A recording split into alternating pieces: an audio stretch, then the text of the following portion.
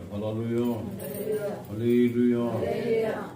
మన ప్రభువును రక్షకుడైన యేసుక్రీస్తు నామములో మీ అందరికీ నా హృదయపూర్వకమైన వందనాలు. ప్రియమైన వల్లరా, మరొక తరుణాన్ని దేవుడు మన చేతులకు ప్రసాదించినందుకు దేవుడికి మహిమ కలుగునుగాక. హల్లెలూయా. ప్రియమైన వల్లరా, మన పట్ల ఆయన కలిగి ఉన్న అపారమైన ప్రేమ ఈ దినము ఈ రీతిగా మనల్ని ఇక్కడ నడిపించడానికి దేవుడు కృప చూపించాడు. కానీ నేను చదువుతున్నప్పుడు ఒక మాట నాకు గుర్తుకొచ్చింది, జాగ్రత్తగా వినాలి. ఈరోజు మనం తీసుకున్న భక్తి అనేది ఏదో ఆచారము ఆనవాయితీ కాదు. క్రైస్తవుల యొక్క భక్తి ఏంటి అంటే అది ఎల్లవేళలా ఆరాధించే భక్తి. దేవుని స్తోత్రం. ఎవరికి ఇవ్వని ధన్యత వాస్తవం గ్రహించగలిగితే దేవదూతలను విడిచి మన దగ్గరకు వచ్చాడు దేవుడు. ఎందుకు అంటే మనం ఆరాధిస్తూ ఉంటే ఆయన ఆనందించాలని. దేవుని స్తోత్రం. మరి ఎంతమంది గమనించగలుగుతున్నారో గ్రహించగలుగుతున్నారో తెలియట్లేదు, కానీ మనం ఆరాధిస్తూ ఉన్నప్పుడు ఆయన ఆనందించాలని గౌడ సింహాసనం విడిచి మన మధ్యకి దిగి వచ్చాడు. కానీ మనకు అనేది గ్రహింపు అనేది రావట్లేదు. దేవదూతుల్ని విడిచి మట్టితో చేయబడ్డ మానవుడి కొరకు దిగి వచ్చేటువంటి కారణం ఏంటి అంటే మన పట్ల ఆయన కలిగి ఉన్న అపారమైన ప్రేమ. దేవుని స్తోత్రం.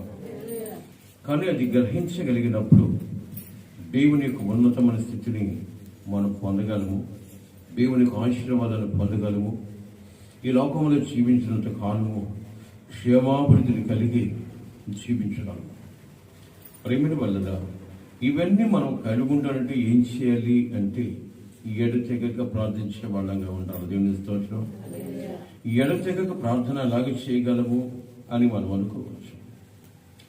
నీ పనుల్లో చేసుకుంటున్న లోకపరంగా నీ హృదయం ఖాళీగా ఉంటుంది కాబట్టి నీ హృదయంలో ప్రార్థన జీవితం కలిగి ఉన్నప్పుడు దేవునితో సంబంధము తెంచబడకుండా ఆయనతో సంబంధం కలిగి ఉంటుంది. దేవుని స్తోత్రం.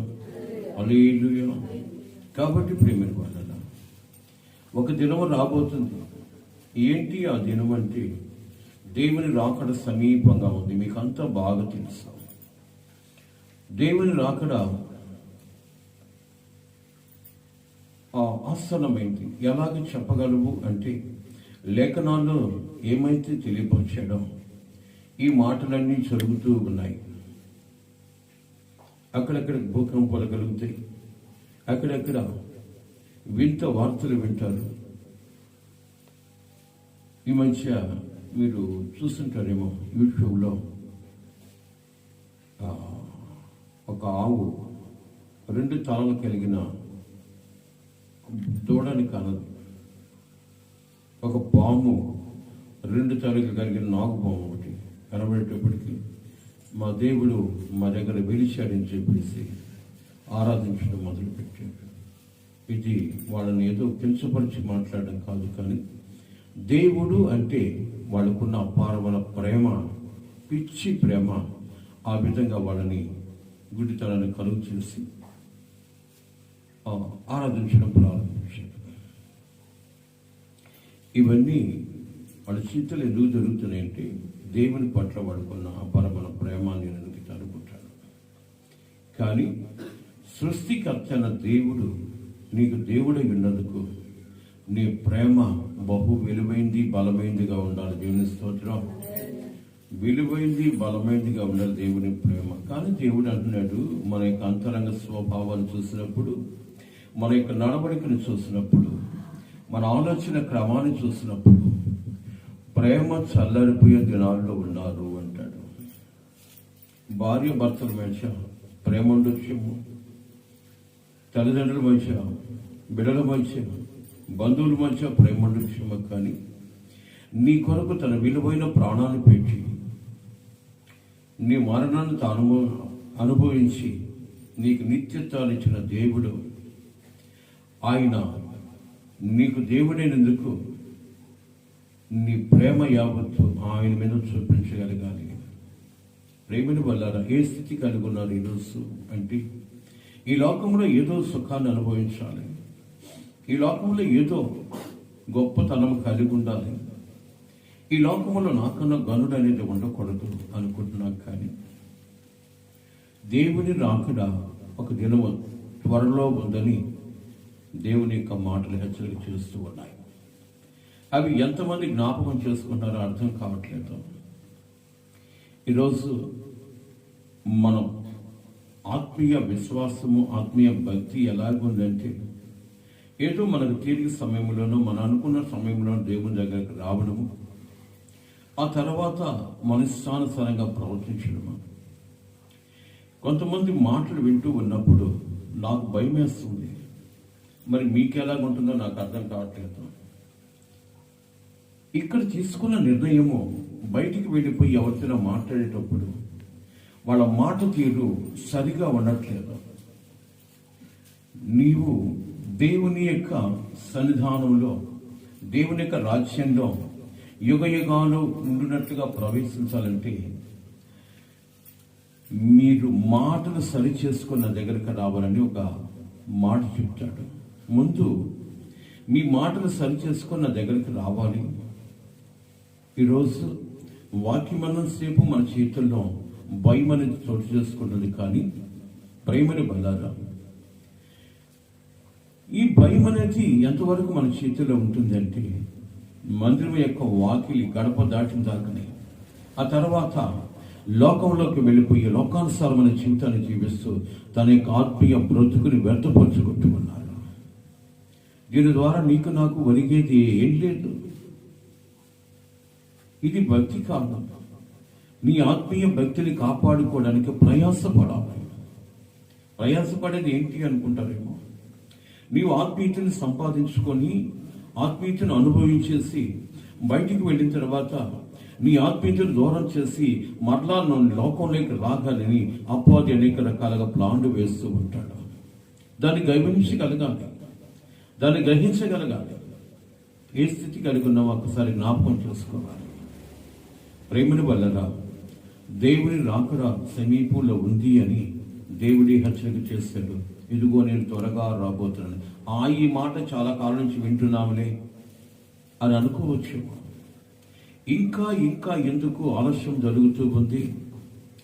ఎందుకు దేవుని రాకడ ఆలస్యం అయిపోతూ ఉంది అంటే నువ్వు గ్రహించట్లేదేమో. మూర్ఖులైన ఈ తరమ వారికి వేరే జీవిస్తున్న నీ బ్రతుకు కూడా తిరిగి మన లోకంలోకి వెళుతున్న దాన్ని బట్టి ఆయన వాక్యం విని ఒక రోజుకైనా నీవు మార్పు చెందుతావేమన్న ఆశ ఆయన ఇంకా ప్రేమలోనికి నిలబెడుతుంది. కానీ ఆయన రాకడ ఇంకా ఆలస్యం అవుతుందంటే కారణం ఏంటంటే, ఇంకా ఎంతో మంది దేవుని ఎరిగి కూడా ఎరగనట్టుగా బ్రతుకుతూ ఇదే భక్తి అనుకుంటూ బ్రతుకుతున్న వాడి జీవితాలు కొనైతే, దేవుని ఎరగని వాడు కొంతమంది ఉన్నారు. ఆయన వైపు తిరగని వాడు చాలా మంది ఉన్నారు. కాబట్టి ప్రతి ఒక్కరూ నాశనానికి దిగజారిపోకుండా దేవుని హత్తుకుని బ్రతకాలి, పరలోక రాజ్యానికి చేరుకోవాలని ఆశ కలిగిన దేవుడు ఇంతవరకు ఆయన యొక్క రాకని ఆలస్యం చేస్తున్నాడు.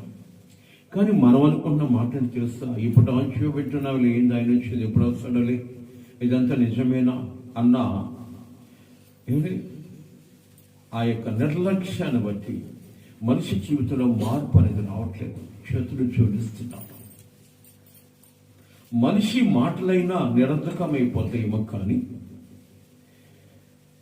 దేవుడి చేసిన ప్రతి వాగ్దానం మన పట్ల నెరవేర్చబోతుంది. దేవుని స్తోత్రం, హల్లెలూయా. అని చేసిన ప్రతి వాగ్దానం నెరవేర్చబోతుంది. ఎంతమంది ఈ మాటలు గ్రహించగలుగుతున్నారో అర్థం కావట్లేదు. కానీ ఆయన చెప్పిన ప్రతి మాట నిరర్ధకము కాదు. ప్రేమని వల్లరా ఈరోజు ఎలాంటి ఆత్మీయ జీవితాన్ని కాపాడుకోవడానికి ఇష్టపడుతున్నావో తెలియట్లేదు. కనుక భక్తుడు అంటాడు, అయ్యా నేను పడుకోనున్నా, నిద్రిస్తూ ఉన్నా, నా పెదవులు నా హృదయము నేను ధ్యానించాలి. దేవుని స్తోత్రం. హల్లెలూయా. నా పెదవులు నా హృదయము నేను ధ్యానించే కృప దయచేయమని కోరుకుంటున్నాను. ఈరోజు ఎలాంటి ఆశను కలిగి ఉన్నావో నాకు అర్థం కావట్లేదు. ఏదో సంపాదించుకోవాలి, ఏదో లోకంలో గడించాలి, ఏదో లోకంలో గొప్పతనంగా ఉండాలి అనుకుంటున్నావేమో, కానీ రేపు దినమనేది నీ చేతిలో ఉందని నీకు గ్యారంటీ లేదు. రేపటి దినమనేది నీ చేతిలో ఉందన్న గ్యారంటీ అయితే నీ బ్రతుకులో లేదు. దేని కొరకు ప్రయాసపడుతున్నామంటే లోకములో ఉన్న వాటి కొరకు ప్రయాసపడుతున్నాం. ప్రేమను వల్ల ఈ లోకంలో ఎంతనో గడించిన సమస్తాన్ని విడిచిపెట్టి ఎలాగైతే ఈ లోకంలోకి వచ్చామో అలాగ మరలా తిరిగి ఈ రాజ్యానికి వెళ్ళాలి. గ్రహించగలిగితే నీ జీవితాన్ని తప్పకుండా చక్కబెట్టుకునే కృపను కలిగి ఉంటావు. దేవుని స్తోత్రం. ఎందుకు ఈ మాటలన్నీ అంటే ఒక దినము రాబోతుంది, దేవుని రాకడ రాబోతుంది. ఆ దినము నా పరిస్థితులు ఎలాగున్నాయో ఆలోచించాలి. ఈరోజు ఈ ఆరాధన క్రమానికి మరి జరిగించడానికి కారణం ఏంటంటే, కొంతమంది హృదయాలు ప్రేరేపించబడి మేము దేవునితో చేరువలో, దేవునికి దగ్గరగా మేము బ్రతకాలన్న ఆశ, దేవునికి దూరంగా ఉండి మనమేమీ చేయలేము గనక ప్రేమని వల్ల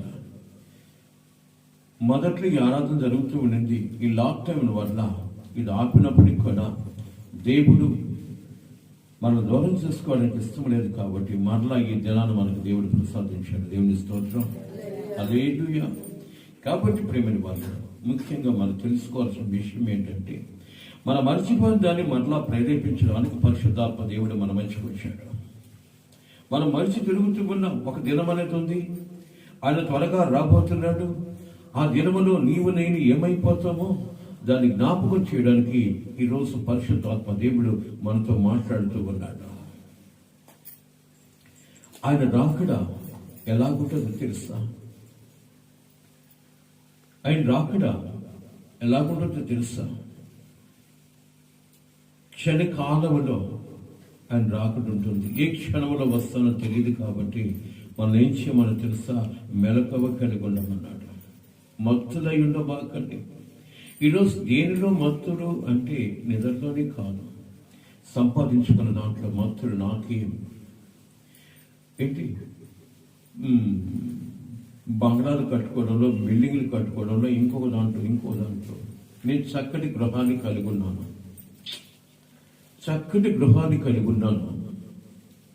చక్కటి గృహాన్ని కలిగిన నాకేం? ప్రేమని వాళ్ళ ఈ లోక సంపదను బట్టి మనము మత్తులై ఉన్నామే, కానీ ఈ లోక సంపద మనల్ని బలవంతులు చేసినట్లుగా నాకేంటి, నాకు చాలినంత ఉంది, నాకేంటి, నాకు చాలిన. ఒక ఆయన అంటాడు, ఎవరో కాదు, యాకోబు అన్నగారైనా ఏశావు, ఇరువురు గొడవ పడి జ్యేష్ఠత్వాన్ని పొంది వాళ్ళు ఇరువురు పెద్ద గొడవ పడుతూ ఉంటే వాళ్ళ తండ్రి గారు ఇక్కడి నుంచి వెళ్ళిపోరన్నమ్మా, తల్లి వెళ్ళిపోమంది. మరి వెళ్ళిపోయి మామగారైన లాభాన్ దగ్గర చేరాడు. ఆయన దగ్గర చాలా ఆస్తి గణించాడు, వివాహం చేసుకున్నాడు. తిరిగి వస్తూ ఉన్నప్పుడు ఆయనకు ఒక ఆలోచన కలిగింది. మీకు అందరికీ చాలాసార్లు మాట్లాడున్నాను, నేను గమ్యము చేరాలంటే ఆస్తి కాదు, సొంతం అని చెప్పేసి ఆయన కొండపడ్డ మందల్లో కొద్దిగా మందలు చేసి అన్నకి బహుమానంగా పంపించాడు. ఒక్కొక్క మందుకు ఒక్కొక్క పనివాడిని వేసి పంపిస్తూ ఉంటే అన్నగారు ఎదురొచ్చినప్పుడు, ఇవి ఎవరివి, ఎక్కడికి వెంటే నీ దాసులని యాకోబు తన యజమానుడైన ఏశావుకు పంపిస్తున్నాడంటే ఏశావు ఒక మాట అంటాడు, నాకు అవసరం లేదు, ఇవన్నీ నాకు అవసరం లేదు, నాకు చాలినంత ఉంది, నాకు మిక్కటంగా ఉంది అన్నాడు. ఈరోజు అదే మాట ఈరోజు మన నోటు కూడా మన మనసులో కూడా ఉండొచ్చు, నాకు చాలినంత ఉంది. యాకోబు మంద పంపిస్తే నాకు చాలినంత ఉంది అన్నాడంటే, యాకోబు మంద కన్నా కూడా యాకోబు సంపాదించిన సంపద చాలినంత ఉంది యాకోబులో. ఏంటి అంటే దేవుని కృపను పొందుకున్న బలమైన అభిషేకం ఉంది. దేవుని స్తోత్రం. యాకోబులో ఉన్న ఆస్తి కాదు, కానీ ఆ రాజకాల సమయంలో సంపాదించుకున్న దేవుడి యొక్క మహాకృప యాకోబులో చాలినంతగా ఉంది. ఎలాగంటారేమో, యాకోబుతో ముఖాముఖిగా రాజకాల సమయంలో మాట్లాడి యాకోబుని అంటాడు ఒక మాట, ఒక మానవుడు తెల్లారు వరకు పోరాడి గెలుచుకున్నాడు కనుక ఈ రోజు నుంచి నీ పేరు యాకోబు కాదు కానీ ఇజ్రాయేలు అన్నాడు. దేవుడు ఓ కొత్త పేరు కలిగి పిలిచాడు. నీ ద్వారా సముద్రపు ఇసుక రేణువుల వరే నీ సంతానాన్ని అభివృద్ధి చేస్తాను అన్నాడు. ప్రేమను వల్ల దేవుడు మహాకృపను యాకోబుకు కలుగు చేయడానికి గల కారణం ఏంటంటే, అతను ఒకవేళ దుర్మార్గుడు అయి ఉండొచ్చు, అబద్ధికుడు అయి ఉండొచ్చు, వేషధార అయి ఉండొచ్చు, కానీ గమ్యము చేరంటే నేనేం చేయాలని చెప్పేసి గుర్తెరిగి ఆ దినము చేరబోతున్న గమ్యములో క్షేమంగా చేరాలి అంటే దేవుడు నాకు సహాయకుడు కావాలనుకున్న యాకోబు పోరాడడం ప్రారంభించాడు. మీకు కూడా చేతులు జోడిస్తున్నాను.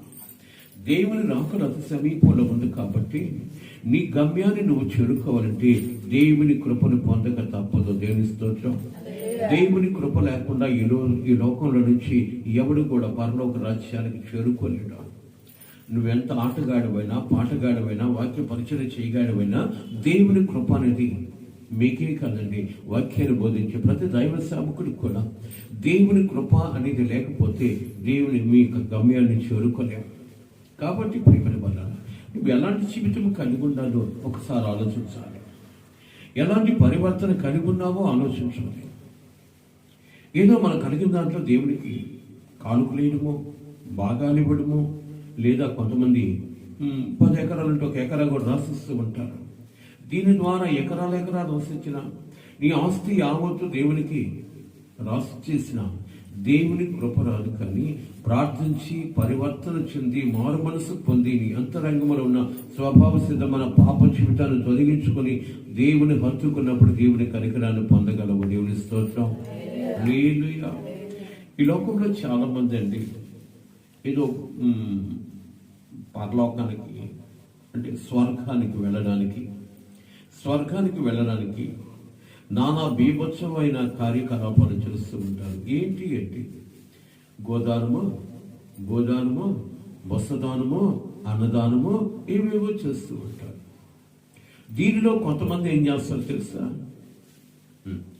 అక్కడికి వెళ్ళిపోయి వాళ్ళు పెట్టే భోజనం తింటే అది ఒక ఆశీర్వాదం అని చెప్పేసి అక్కడికి పోయి కూడా కుక్కల గద కాట్లాడుకుంటూ ఆ భోజనం తినడానికి ఇష్టపడతారు. ప్రేమని వల్ల నీకు నాకు ఒక ప్రశస్తమైన ఒక శ్రేష్టమైన భోజనాన్ని పెట్టడానికి దేవుడు ఇష్టపడుతూ ఉన్నాడు. దేవుని స్తోత్రం. ఏంటి ఆ భోజనం అంటే, నువ్వు తృప్తి పొందే భోజనము ఇహపరమల్లా కాదు. ఈరోజు ఒక పూట తిన్నా, రెండో పూట ఖాళీగా ఉండడానికి కడుపు ఒప్పుకోదు, ఆకలేస్తుంది. ఉదయకాల సమయంలో టిఫిన్ చేసిన మధ్యాహ్నం కంపల్సరీగా బంద్ చేయాలి, మరలా ఆకలి కలుగుతుంది. కానీ యేసయ్య ఒక ఆమెతో ఒక మాట అంటాడు, అమ్మా నేను ఇచ్చిన నువ్వు కానీ తాగితే కానీ జీవితం నీకు దాహం కాదు అన్నాడు. ఇప్పుడు మనతో మాట్లాడుతున్న దేవుడు నీకు ఇచ్చిన ఆహారం ఎలాంటిది అంటే, నీకు యుగ తృప్తి కలిగించే ఆహారము, అదే జీవాహారము. దేవుని యొక్క వాక్యం కొట్టు చెప్పట్ల గ్రహించగలగాలి. ఎంతకాలం ఈ లోకంలో భోంచేసినా మరలా తిరిగి నీకు ఆకలేస్తుంది, కానీ దేవుని వాక్యాన్ని బుధించేవాడు ఎల్లా వేడలా తృప్తి కలిగి ఉంటాడు. దేవుని స్తోత్రం. అందుకని అపోతకు మాట అంటాడు కదా, నువ్వు దేవుని కుమారుడు అయితే ఆకలితో అల్లాడిపోతున్నావు, ఈ రాళ్ళ రొట్టెగా చేసుకొని తినమన్నప్పుడు దేవుడు మాట అంటాడు. ఆయన అలాగా ఆయన వైపు ఆ రాళ్ళ వైపు చూసిన ఆ రాళ్ళ రొట్టెలై పోతాయి. అంత శక్తి సంపన్నుడు, లోకాన్ని సృజించిన సృష్టికర్తకి అలాంటి చిన్న కార్యాల ప్రతి లెక్క. కానీ ఆ క్షణంలో రాళ్ళ రొట్టె చేసి అపవాది మాట విన్నవాడైపోతాడు దేవుడు.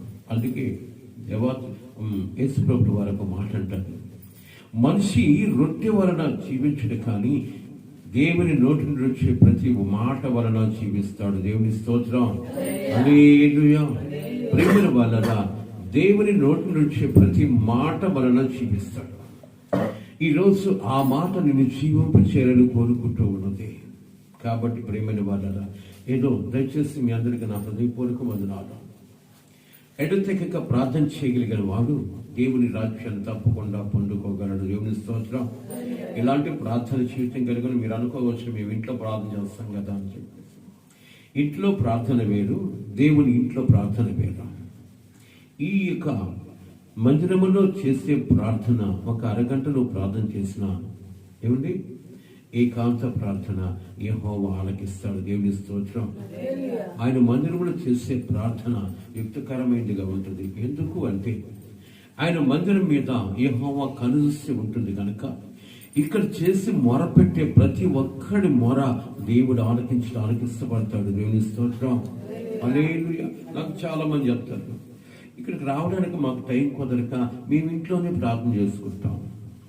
పడక ప్రార్థన ఎలా ఉంటుందో తెలుసా?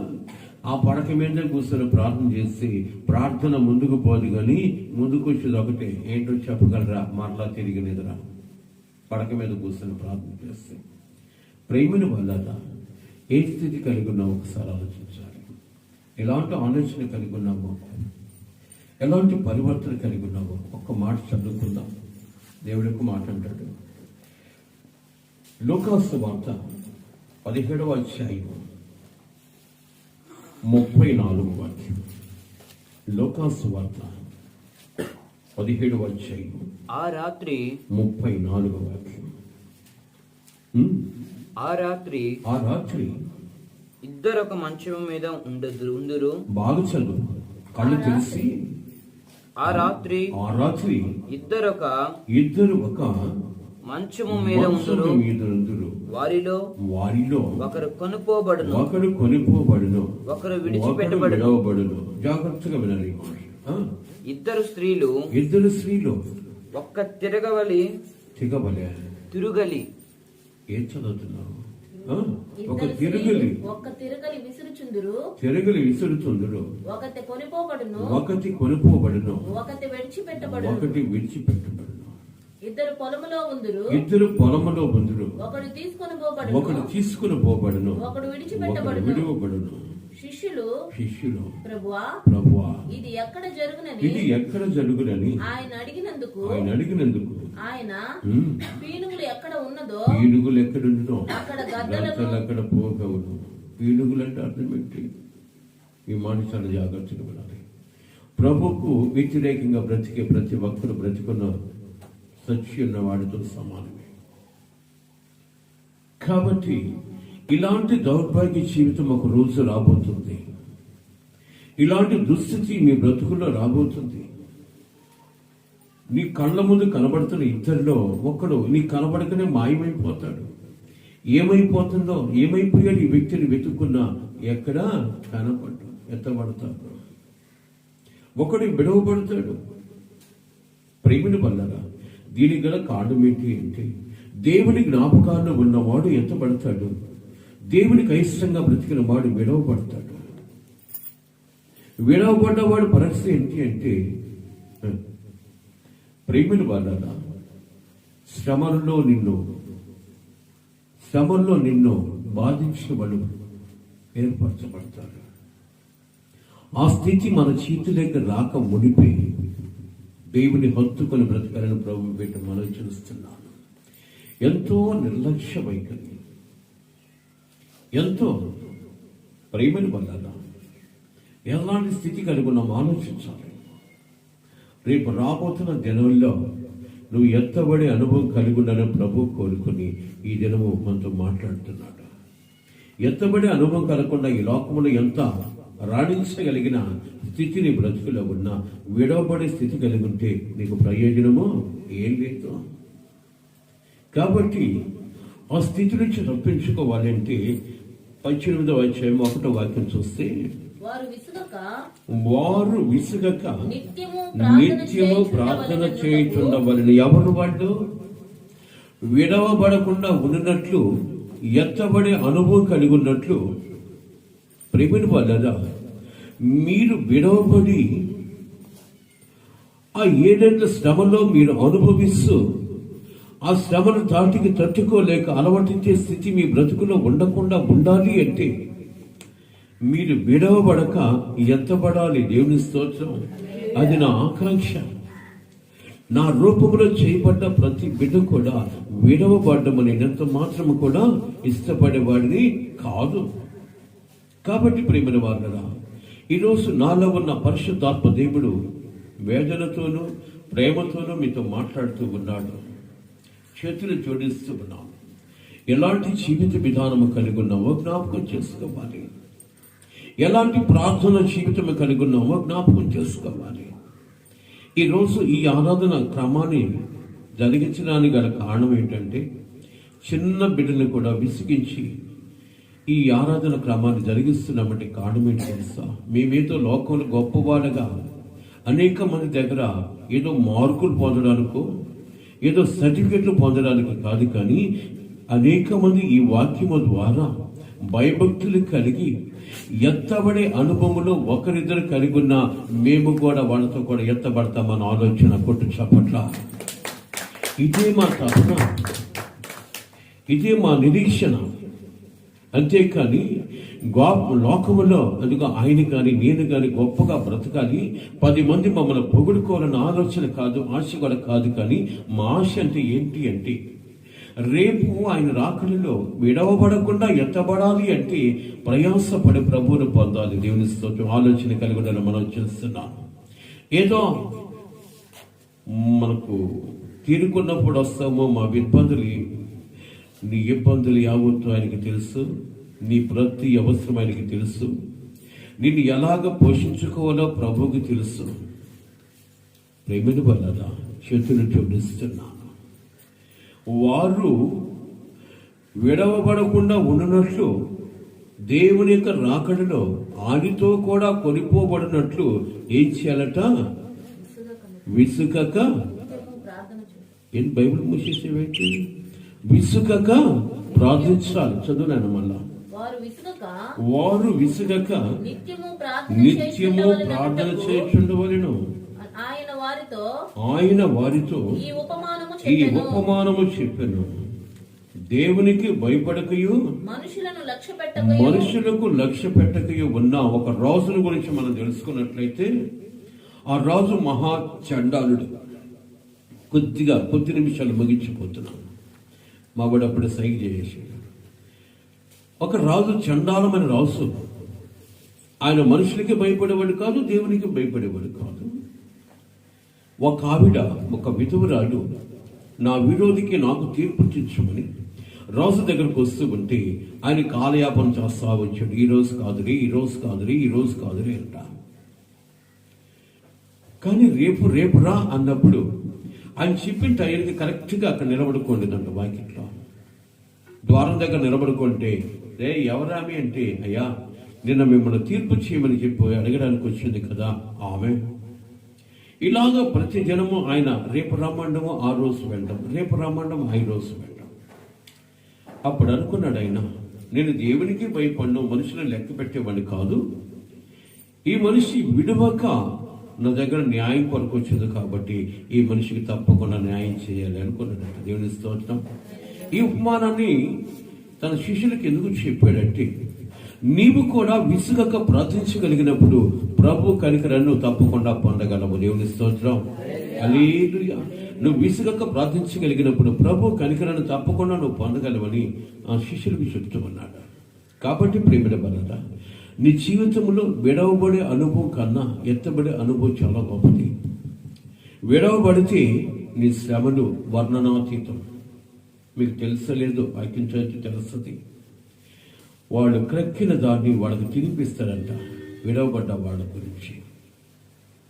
ఏమండి, ఇక అక్కడి నుంచి చదువుతూ ఉంటే నాకు చాలా వేదన వస్తుంది. ప్రేమిని వల్లరా, అలాంటి దుస్థితి నా బ్రతుకులో రాకుండా ఉన్నట్లు దేవుని వాక్యానికి మనము కట్టబడే వాళ్ళగా ఉండాలి. దేవుని స్తోత్రం. హల్లెలూయా. దేవుని వాక్యానికి విధేయత చూపే వాళ్ళగా ఉండాలి. దేవుని యొక్క మాటకి భయభక్తులు కలిగిన వాళ్ళగా మనం ఉండాలి. అలాంటి జీవితం లేనప్పుడు నువ్వు విడవబడితే నీ దౌర్భాగ్య జీవితము వర్ణనాతీతమని నీకు మనం చేస్తున్నాను. ఎత్తబడి అనుభవం కలిగి ఉండాలి. ఈ లోక ఆస్తిపాసులు చూసి నేను దేవుడేమైనా ఎత్తుకొని పోతాడా? అయ్యా నా వైపు చూడాలి. ప్రేమని వల్లరా నీ ఆస్తిపాసులు చూస్తావు, నీ అంతచందాలు చూస్తావు, నీ కండబలము గుండె బలము చూస్తావు, ఎత్తబడవు. కానీ నీ ఆత్మీయ జీవితాన్ని చూసి నువ్వు ఎత్తబడతావు. నేను స్తోత్రం. ఏం కోరుకుంటున్నావు ఈరోజు? ఏం కోరుకుంటున్నావు? ప్రేమని వల్లరా చేతులు జోడిస్తూ ఉన్నాను, ప్రాధేయపడుతూ ఉన్నాను. నీ పాదాలకి నా హృదయపరకు వందనాలు పెడుతున్నాను. ఎత్తబడే దినం ఒక రోజు రాబోతూ ఉంది. అది త్వరగా రాబోతూ ఉంది. మీరు యూట్యూబ్లో చూడండి. రాత్రికాల సమయంలో ఆ వాక్యాన్ని వింటుంటే నాకే భయం వేస్తుంది. ఇప్పుడు యెరూషలేము దేవాలయం ఎక్కడుందంటే, యెరూషలేము మహా సిటీ మధ్యలో ఉంది. తెలుసా మీకు? సిటీ మధ్యలో ఉంది. జాగ్రత్తగా వినాలి. మీరు విని విశ్వసిస్తారో లేదో మీ ఇష్టం. సిటీ మధ్యలో, ఆ మధ్యలోకి ఏది రావాలన్నా కూడా చాలా ఇబ్బంది. ఏది? ఊరికి దూరంగా బ్రతికే జంతువులే కావచ్చు. ఇప్పుడు ఆ ఏడుపుడు గోడ మీద ఏం తిరుగుతున్నాయి తెలుసా? నక్కలు తిరుగుతూ ఉన్నాయి. తెలుసా మీకు? నక్కలు తిరుగుతున్నాయి. అయినా కూడా మనం నక్క చేస్తాలు చేస్తున్నామే, కానీ ఆ నక్కలు తిరుగుతున్నాయని కారణం ఏంటి తెలుసా? దేవుడు త్వరగా రాబోతున్నాడు.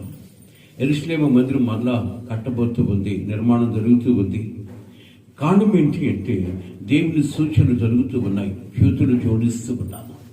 ఇక్కడైనా మీ మనోన్నతం వెలిగించబడి దేవుడి కొరకు నిరీక్షణ కలిగి ఉండడం ప్రభు పేట మనం చూస్తున్నాను. ప్రేమిని వల్లారా, ఈరోజు భారము కలిగి పరిశుద్ధాత్మ దేవుడు మనతో మాట్లాడుతూ ఉన్నాడు. ఇక్కడైనా కనువిప్పు కలిగి దేవుని వైపు తిరగడానికి ఇష్టపడండి.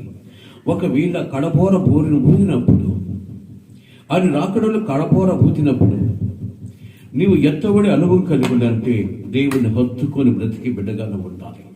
ఆ స్థితి నీ బ్రతుకులో లేనప్పుడు నా బ్రతుకులు ఏమైపోతాయి? ఒకసారి ఆలోచించు. ప్రేమని దేవుని బిడ్డారా, ప్రేమని వాళ్ళారా, ఏ స్థితి కలిగి ఉన్నావు ఒకసారి జ్ఞాపకం చేసుకో. ఎలాంటి జీవిత విధానం కలిగి ఉన్నావు ఒకసారి జ్ఞాపకం చేసుకో. చివరి దినాల్లో ఉన్నాం. మీ పాదాలకు నా హృదయపూర్వక వందనాలు పెడుతున్నా, పదే పదే పెడుతున్నాను. ఎందుకో తెలుసా? నీ బ్రతుకు నీ నమ్ముకున్న దేవునితో సహవాసము చేస్తూ యుగ యుగాలు ప్రభుత్వం కూడా నివసించాలని ఒక దైవ సేవకుడిగా మీ ఒక బాధ్యత కలిగి నేను మాట్లాడుతున్నాను. నీకెందుకు బాధ్యత అంటారు? దేవుడు నాకు కలుగు చేసిన బాధ్యత, దేవుడు నాకు ఇచ్చిన ఇక బాధ్యత ప్రకారము బాధ్యత రహితంగా నేను బ్రతకడానికి ఇష్టపడుతున్నాను. మీకంటూ బాధ్యత ఏంటి? మిమ్మల్ని మేము కాపాడుకోవడమే బాధ్యత. అది కూడా మీరు చేయలేనప్పుడు విడవబడతారు. మీ బ్రతుకులు ఏమవుతాయి? ఒకసారి ఆలోచించారు. ఆ స్థితి నుంచి తప్పించుకోవాలంటే దేవుని కృప పొందాలి. ఎడతెగక ప్రార్థన చేయించే స్థితి మన చేతుల్లో కావాలి. ఈ లోకంలో ఆశపడేవాడు, ఈ లోకాన్ని ఆశపడి ఈ లోకంలో గొప్పవాటి కొరకు ఆశపడేవాడు, ఇది నాది నాది అని బ్రతికేవాడు దేవుణ్ణి పొందలేడు. దేవుడు నావాడు అని చెప్పగలిగిన వాడు తప్పకుండా దేవుడిని పొందుతాడు. ఈ లోకము నాది, ఈ ఆస్తి నాది, ఇవన్నీ నావి అనుకునేవాడు దేవుని చేరుకునని ప్రభు పేట వందనాలు పెడుతున్నాను. దేవుడు నావాడు అని, ఈ లోకం నాది కాదు, ఇది అశాశ్వతమైన లోకం, ఒకరోజు ఈ లోకాన్ని నేను విడవాలి అన్న ఆలోచన కలిగిన వాడు దేవుని కడబోర శబ్దము విని త్వరగా సిద్ధపడి ఆయన దగ్గరకు వెళ్ళడానికి ఇష్టపడతాడు. కాబట్టి ప్రేమని వలన చేతులు జోడిస్తున్నాను. ఇక్కడ ఆయన మార్పు చెంది మనోన్నత వెలిగించబడి నీవు కానీ, నీ భర్త కానీ, నీ బిడ్డలు కానీ దేవుడిని హత్తుకుని బ్రతకడానికి ఇష్టపడండి. అట్టి కృప దేవుడు మనకు కలుగు చేయనుగాక. కడుముద్దామా, ప్రార్థన చేసుకుందాం. మమ్మల్ని వ్యక్తులు ప్రేమించిన ప్రియుడ మీకు స్తోత్రాలు చెల్లిస్తున్నాం. చివరి దినాల్లో ఉన్నాం. మీరు రాకడలు ఎత్తబడి అనుభవం కలిగి ఉండే కృప దయచేయమని, మీకు ఇష్టంగా బ్రతికే కృప దయచేయమని కోరుచు. అయ్యా, విన్న వాక్యాన్ని వ్యర్థంగా విడిచిపెట్టక మిమ్మల్ని హత్తుకుని బ్రతుకున్నట్లు, మీ మాటకు లోబడినట్లు భయభక్తులు కలిగి ఈ లోక యాత్రా జీవితం సుఖాంతము చేసుకుని పరలోక రాజ్యముల యుగ యుగాలు జీవించి కృప కొరకు ఆరాటపడుతూ ప్రయాసపడుతూ ప్రభువును పొందుకునే కృప దయచేయమని మమ్మల్ని అందరూ మీ చేతులకు అప్పగించుకుంటాం. యేసయ్య శ్రేష్టమైన నామంలో అడిగి వేడుకుంటున్నాను తండ్రి. ఆశీర్వాదం మన పరమతండ్రి దేవుని ప్రేమ, కుమారుని యేసుక్రీస్తు వారి కృప, పరిశుద్ధాత్మ దేవుని యొక్క సన్నిధి సహవాసము, ఆయన కృపా కాపుదల ఇప్పుడు ఎల్లప్పుడు సహకారము సకల పరిశుద్ధులకును కూడి వచ్చిన మనకందరికను ఆయన కృపతోడియండి నడిపించి కాచి కాపాడునుగాక. ఆమేన్. హల్లెలూయా, హల్లెలూయా. ప్రభునామమున మీ అందరికీ నా హృదయపూర్వక వందనాలు.